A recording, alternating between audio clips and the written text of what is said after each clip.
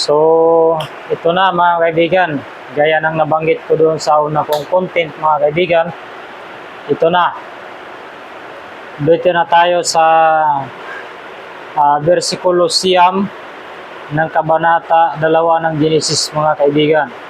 Dito ay sinabi, at pinatubo ng Panginoong Diyos sa lupa ang lahat ng punong kahoy na nakakalugod sa paningin at mabuting kainin.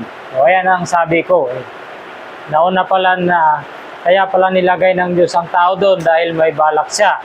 At siguro doon sa tingin niya ay magandang paglagyan ng kanyang mga nilikha.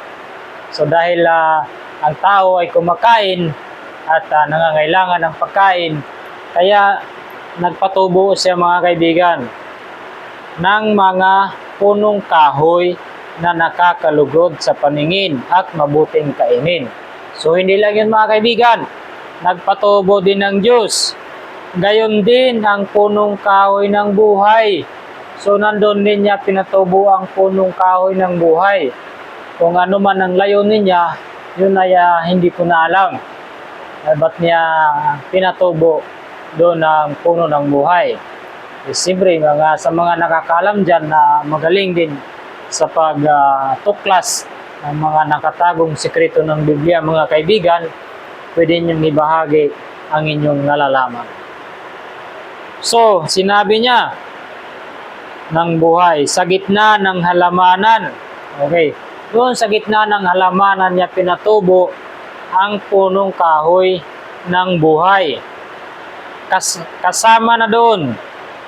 At ang punong kahoy ng pagkaalam ng mabuti at masama.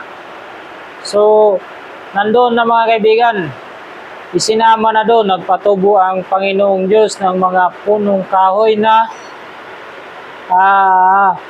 nakakalugod sa paningin at mabuting kainin ng tao. So, isinama niya doon ang punong kahoy ng buhay at punong kahoy ng pagkaalam ng lahat, mabuti at masama.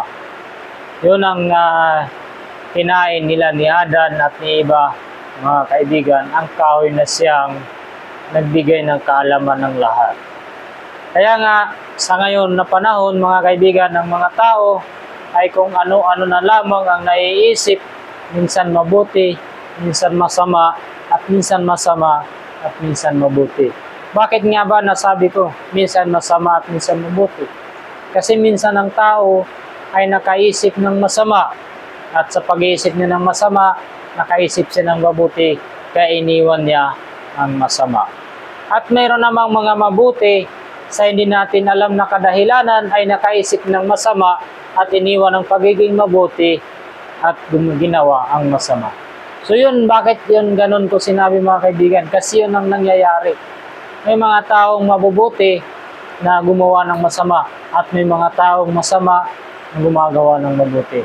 Dahil yan noong unang panahon, minana natin ang kaalaman na nalikha doon sa mga sinaunang tao, mga kaibigan. So hanggang dito lang tayo mga kaibigan. Ako'y magpapasalamat sa inyo at ingat kayo palagi mga kaibigan. God bless.